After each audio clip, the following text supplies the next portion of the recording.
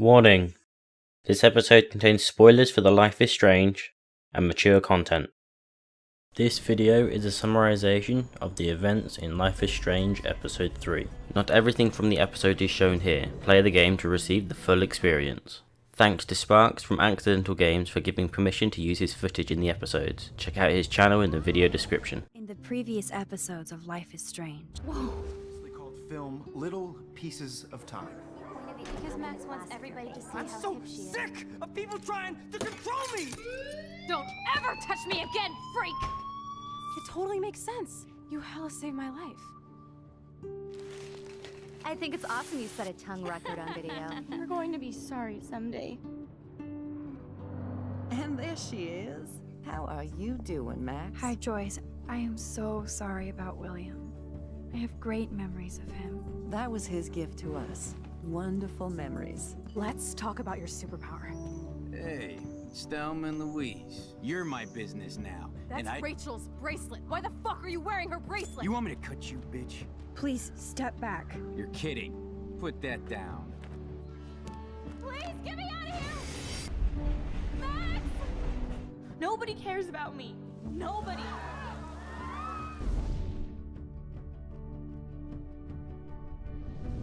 What are you doing here, Max? Now, I know today was difficult for everybody. Miss Caulfield, why exactly were you on the route with Kate Marsh? Please, tell us everything. What the hell is this? Max, there was no eclipse scheduled today. I believe you, Warren. I'll believe anything this week.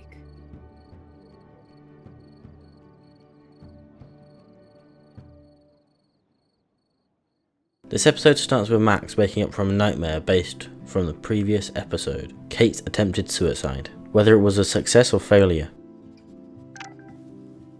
Kate! Max receives a text from Chloe Price. It instructs Max to meet her in front of the main building.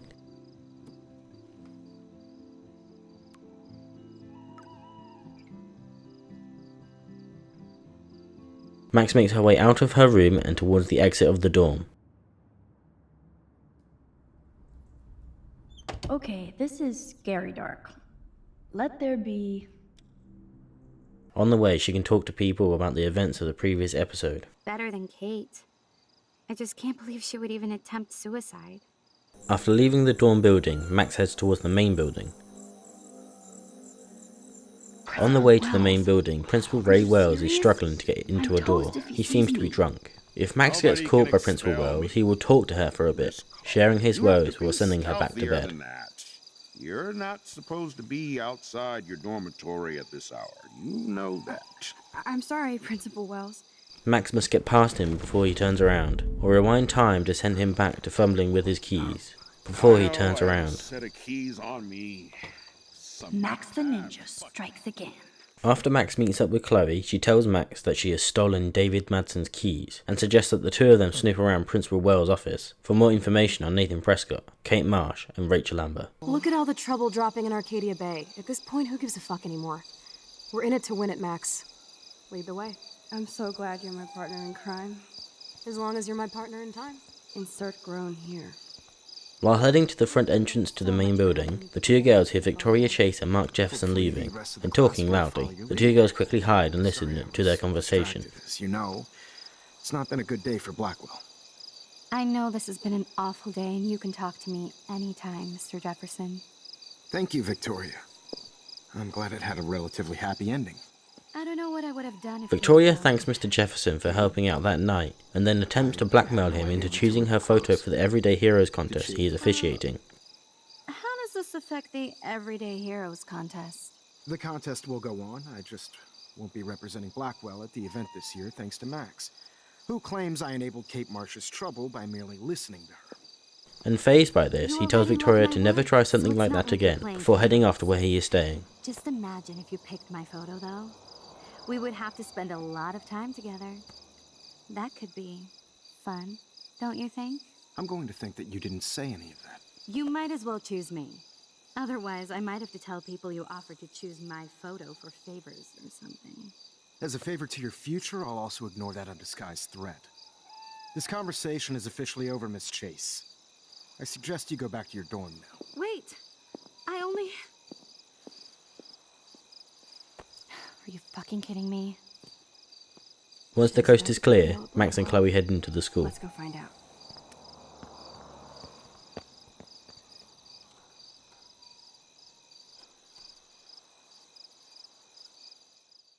The two girls make their way to the door of the principal's office. Chloe tries all the keys in the door and can't get in. What the fuck? The security officer should have the key to the principal's office. He's hiding shit, like everybody here. Well, now we definitely have to get this door open. Believe it or not, I know a little about lockpicking, thanks to Frank. I might as well test out my thief skill. Go for it. We're already in this deep. Chloe tries to pick the lock, while Max texts Warren to ask him if she could make a miniature bomb to blow the door open. Hey, Warren, you busy? Just bubble hearth, you'll be okay. Listen, I need your physics expertise stat. Without naming names, if somebody had access to the art and science labs and wanted to construct a device that would, say, open a locked door, would you maybe kinda know how? Huh? No, I'm just asking for fun. Thanks, science guy. No. Stay. We need you as backup. Just send the text instructions now. This sucks ass. Goddamn door. Try not to wake up everybody at Blackwell. Sorry, Max. I got nothing. What about your plan? I'm gonna go put it together. Can you stay here and not get caught? I might get on the other side of that door before you, Lupin. The race is on. See you soon. After collecting all of the components to make the pipe bomb, Max heads back to Chloe and prepares the explosives. Literally. Yes! Time to blow shit up! If you'll light the candle. This is so cool! After putting the explosives by the door and lighting the fuse, the girls take care as the fuse reaches its end, causing the door to blow open.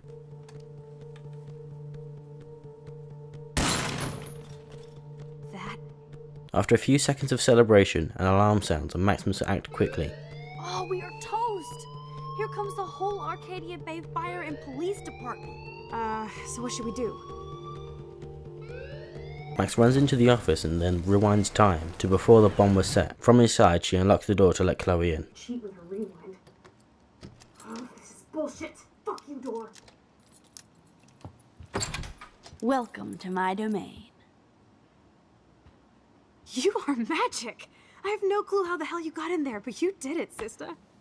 The company I keep. Now, let's find what we want and beat it. My powers only go so far. Now that the girls are inside the office while still undiscovered, they begin to search the documents on the computer in the office for the information on Nathan, Kate, and Rachel. Find us some clues about Rachel, or Kate, or Nathan. Anybody. I'm on the case. While Max goes around gathering folders on each person, Chloe looks on the computer. Max, you better come check out these files. She manages to find some disturbing information about Nathan, including a picture with the words "Rachel in the dark room" scrawled over and over. Assholes. If David is teaming up with Nathan Prescott, that's a bad sign. The Prescotts always get their money's worth. Check out that note. Open it. It's just some crazy drawing. It's not a drawing. Look. Rachel in the dark room. Rachel in the dark room. Over and over. That's it. That's fucked up. What does this even mean? Nathan is truly psychotic. I know he has something to do with Rachel missing. Once the two girls have collected everything there is to find, Chloe finds a large amount of money, $5,000, that is for the school's handicap fund. Holy shit! Jackpot! Cha-ching! Wowzer. That's a lot for the handicapped fund. Dude, there's $5,000 here. Chloe wants to keep it, and Max must make the decision to either let her keep it to pay back Frank Bowers, or to make her leave it for the school. Are you gonna make a big issue out of this? Or just rewind and take the greenbacks for yourself? I hope you do that instead of lecturing me. While leaving the office, Chloe finds another set of keys. The keys are for the swimming pool, and she suggests that the two go for a midnight swim. The Blackwell pool is ours. Swimming? You want to take that risk now? It's been a cray week. We deserve a little mindless fun in the water. We're done for the night anyway. We're rich, and nobody busted us. Unable to argue against it, Max agrees. We hella deserve it. Splish splash. Did you actually just say hella? I think I'm a good bad influence on you. Once the girls get to the swimming pool, they walk through the locker Check to see room if the pool's heated. and get to the pool side. Max, try to find the light for the pool. I want to see the sharks. Max turns on the lights and heating system for the pool.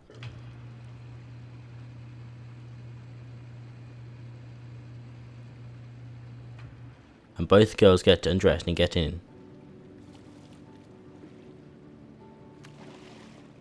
Cowabunga! Why, look, an otter in my water. Dun dun dun dun dun dun dun dun. You are so obvious. And I still get freaked out by that movie, so stop. I can't even watch any of those shark shows. After some swimming, splashing and talking, the girls get out of the pool. Because we're yapping instead of attacking each other, otter versus shark style. I think I've had my pool experience for the year. Let's jet. Let's call it a draw.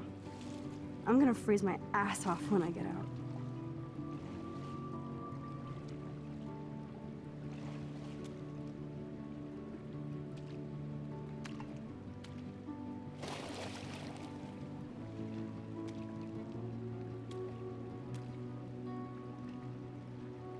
Gross. Once they are both dressed and ready to leave, campus security storms into the building looking for trespassers. Thanks. You would know. Hide! Chloe and Max must hide in the locker room area and not get caught while one of the security guards wanders around searching. Chloe manages to hide in a small alcove next to a locker, Hide, like when we were kids.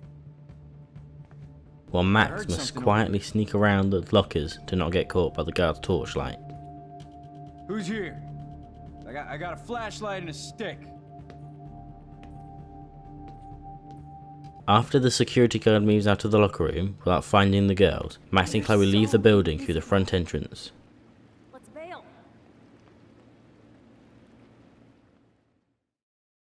Instead of going back to the dorms, Chloe and Max get into Chloe's truck and drive to Chloe's home. Max stays the night to avoid getting caught by anyone back at the college. They're coming. We have to find another way out. Oh, this is bullshit. You can't go back to your dorm now. You're a Blackwell fugitive. Crash at my place tonight. You want me to crash where the Blackwell security officer lives so I'll be safe? Okay. Into the car. Get in.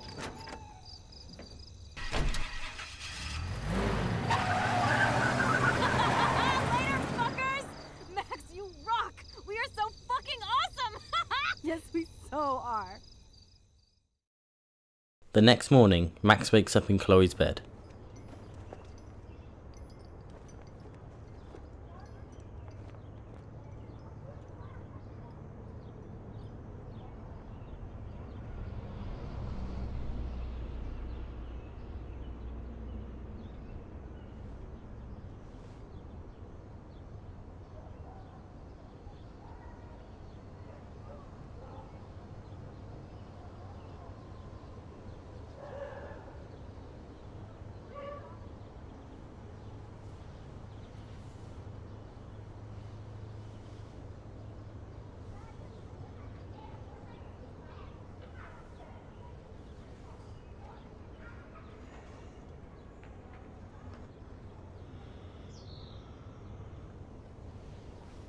After she gets up to get dressed, she finds her clothes are still wet and smell of chlorine. Chloe suggests that Max wears some of Rachel's clothes that Chloe has stored in her wardrobe.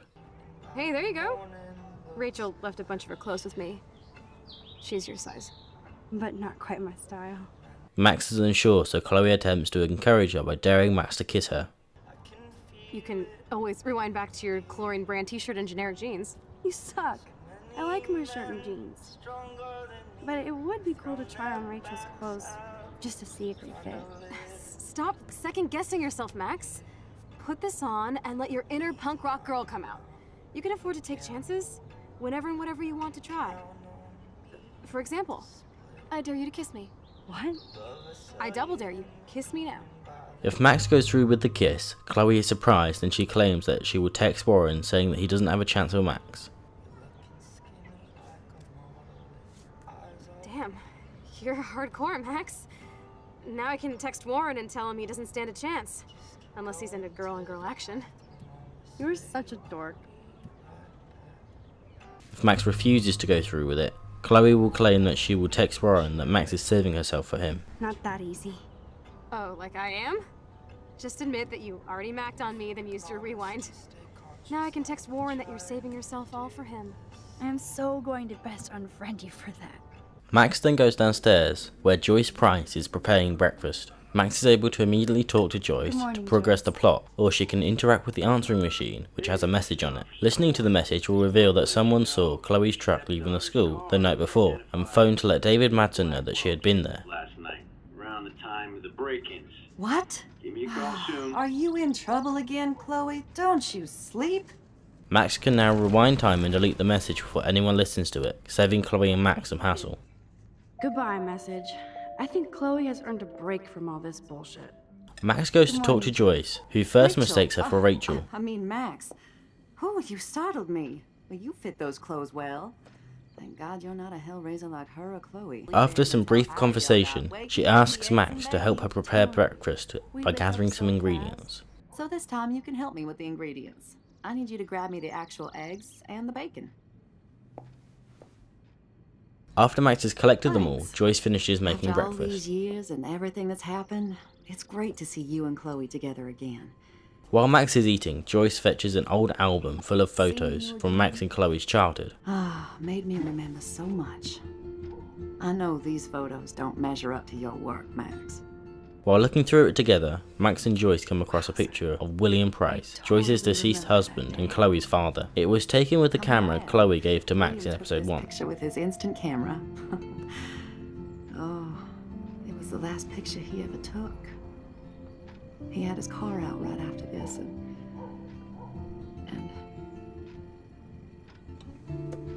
I know, Joyce. Joyce gives Max the photo so that she can remember the good times before Max and Chloe split up and William died. in fact, I want you to have this. This was when my baby was so full of life and light. She was hopeful, positive, everything she's not today. And this was the last time I ever saw Chloe truly happy. After a few mouthfuls of food, Chloe makes her way downstairs. Did you guys have a bonding session about how fucked up I am? It's not always about you. Chloe, please, it's too early to start picking a fight. Eat instead. After conferring quickly, Chloe causes an argument to distract Joyce while Max slips into the garage to look at David's You're being files. so nosy, Mother. Jeez, I can't do anything around here without everybody getting up in my shit. No one can even joke with you, Chloe. You fly off the handle like that. Excuse me, I have to use the bathroom. Sure, run off and pee when you should back me up. Now who's being paranoid? Just listen to yourself. Nobody else does. In the garage, Max looks around. She quickly spots a laptop that would have the information that she is looking for. How about step douche? Try again. I need more clues.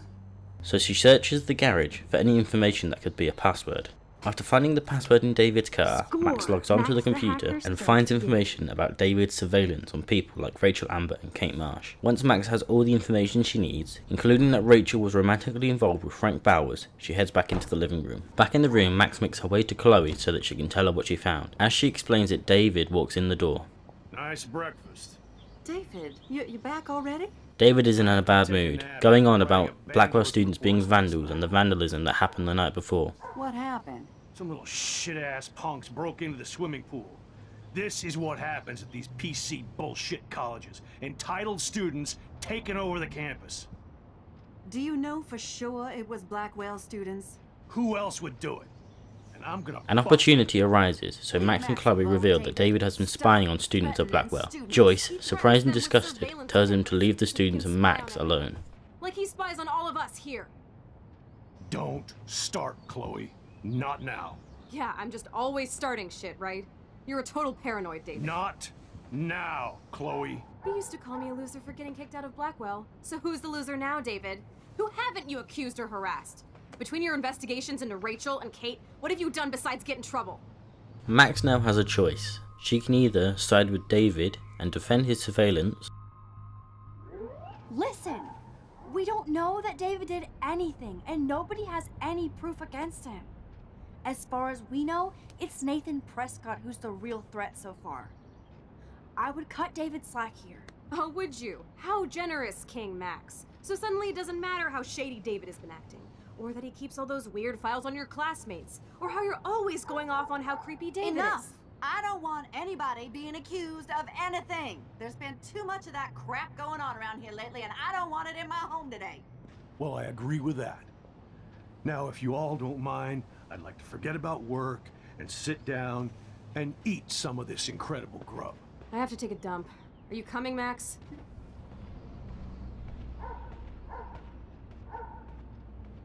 or side with Chloe and help convince Joyce that what he has been doing is beyond wrong. You're a bully, David.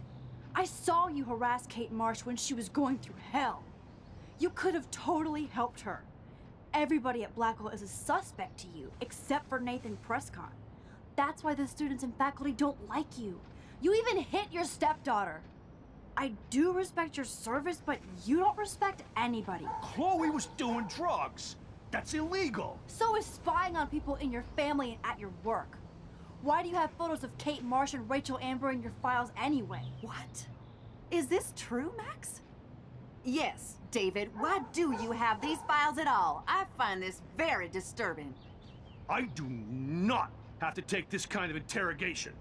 Not from you punks. Maybe you should calm down. Oh. If you side with Chloe, Joyce will decide that David should not be living with her family and kicks him out of the house. Well, screw you.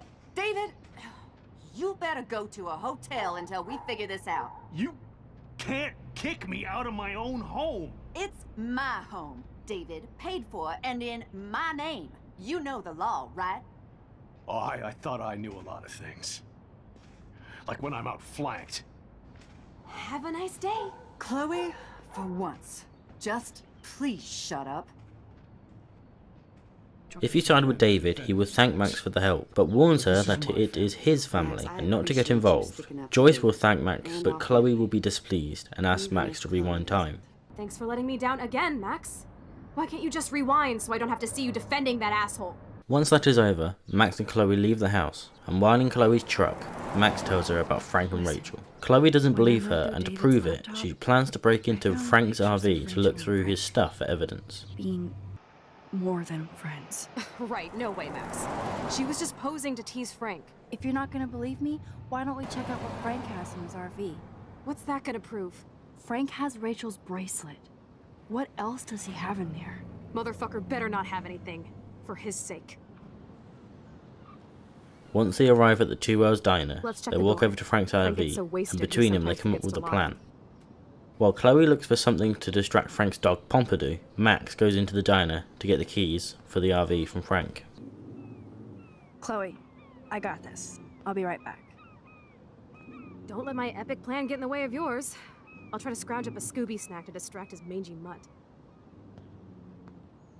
Inside the diner, Frank is eating. To get his keys off him without him noticing, Max needs to talk with him, Nathan, who is on the other side of the diner, and Officer Anderson Berry to get information from them, and rewind time to use that information to change the outcome of the conversation. Frank will end up getting his keys out of his pocket while showing Max a photo of Rachel. While the keys are on the table, Max can take them and then rewind time to stop him from realizing that Max has taken them. Give me back my keys, bitch.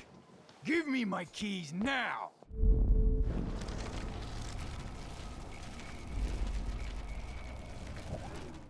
Once Max has the key, she heads out of the diner and over to Chloe, who has a bone for Pompidou. Now let's get in and out. You'll need this, Max. Max gets ready with the bone, while Chloe prepares to open the door. As soon as the door is open, Max has the choice to either throw the bone into the parking lot, or into the middle of the road. Get the treat, boy. If the bone is thrown into the middle of the road, Pompidou will be hit by a car and injured. Please do not let that poor dog be hit. I bet he's fine. I'm sure he is. Come on, we definitely don't have time to waste now.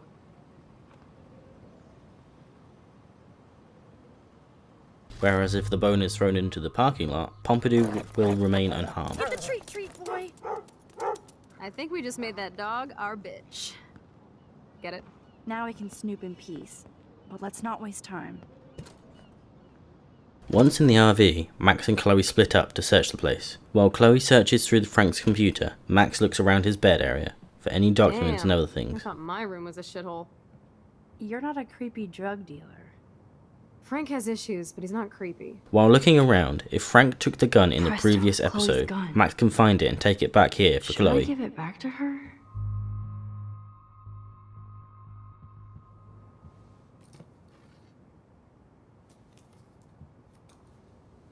I have a terrible present for you. Ugh, an ounce of dank bud?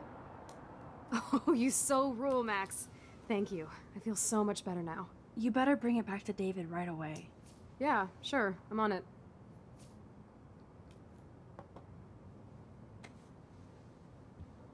Behind one of the vents in the RV are some documents with a list of customers Frank sells his drugs to,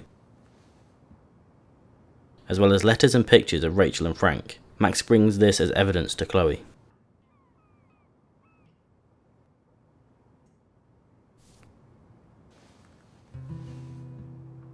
Chloe gets angry over this evidence. Feeling betrayed, she takes the documents Max has found and leaves the It RV. makes me ill that Rachel posed like this for Frank.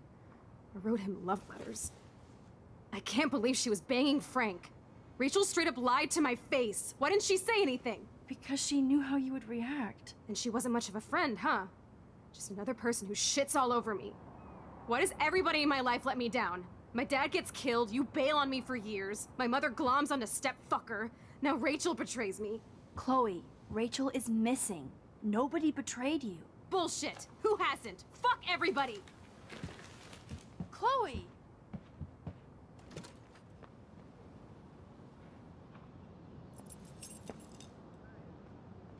Driving back to Blackwell Academy, Chloe lets loose her rage on Max and her family, especially her father.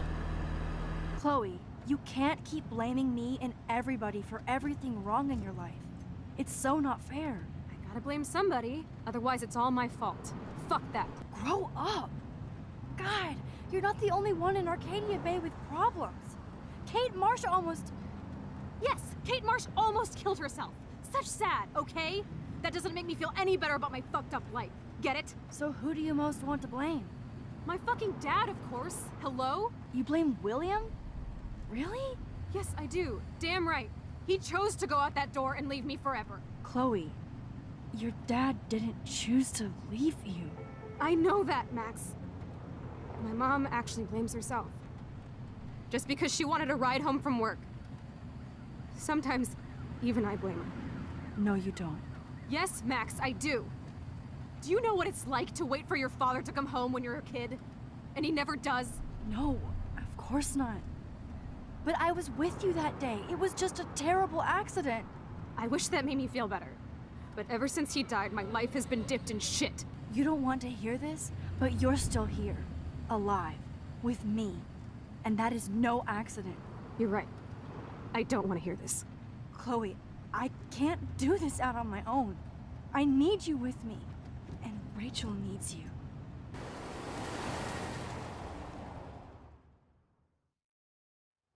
Once they get back to Blackwell, Max gets out of the truck and Chloe leaves without saying anything.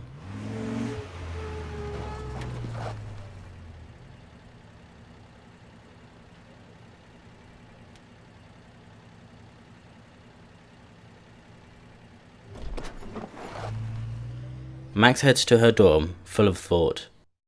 She sits down and looks at the photo Joyce gave her that morning. While focusing on the photo, Max begins to hear voices. They are emitting from the photo.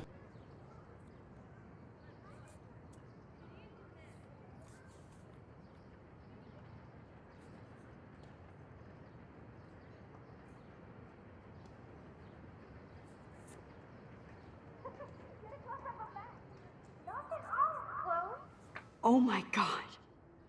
What is happening now?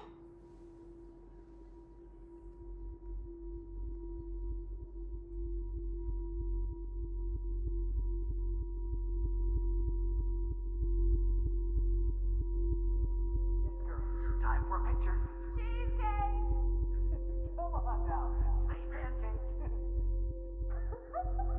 Confused, Max focuses on the photo again. Doing so drags her into the past, back to the moment where the photo was taken in 2008, the day Chloe's father, William Price, was killed.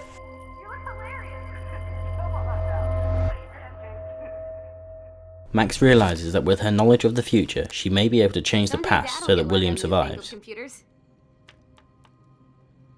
I hope the flash didn't scare you, Max. This is a keeper. Not until I see it first. You know the rules, Dad. Max, tell him. Whoa, hey. You look totally pale. Are you okay? Yeah, I just... yeah, I'm fine. Okay, Chloe. Give me the thumbs up or thumbs down. Well, I might just allow this one into the family album. You're the boss. What is this? But not the cook. William is here. Daddy. Yes, And we can't Chloe is just a kid. Am I that far back in time? Max can stop him from dying by hiding the keys so that instead of getting into his car, takes the bus to fetch Joyce. $1 for the swear jar.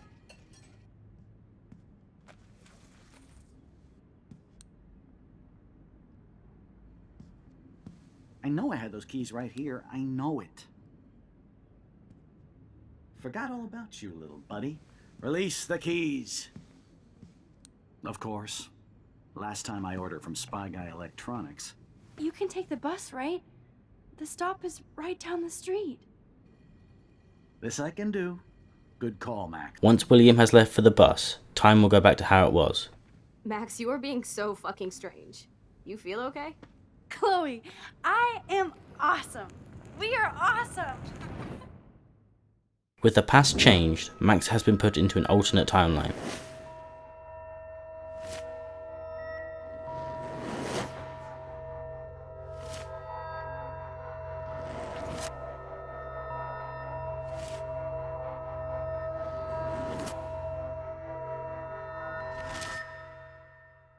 After returning to the present, Max comes to her senses outside the main building at Blackwell. She realizes that she is hanging around the Vortex Club members and everything has been changed. Hello? Are you even listening, Maxine? All my friends in LA told me that Oregon was Max. wet and cold every day.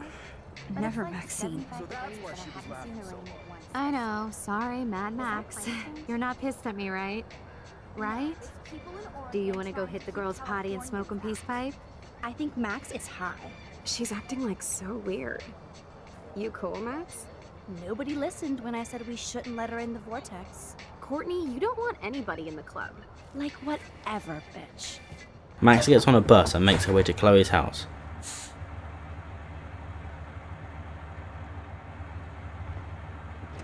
On the way to the house, Max sees whales beached and dead along the sand.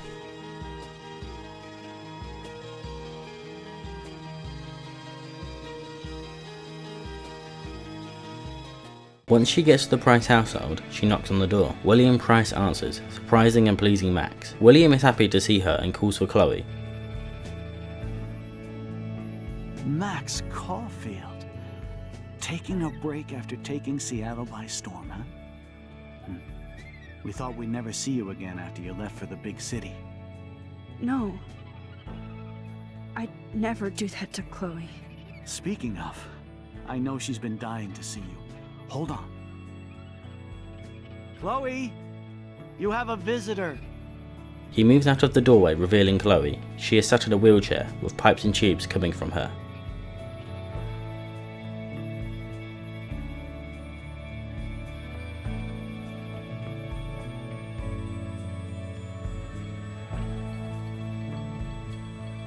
This is the end of the episode. Next time on Life is Strange,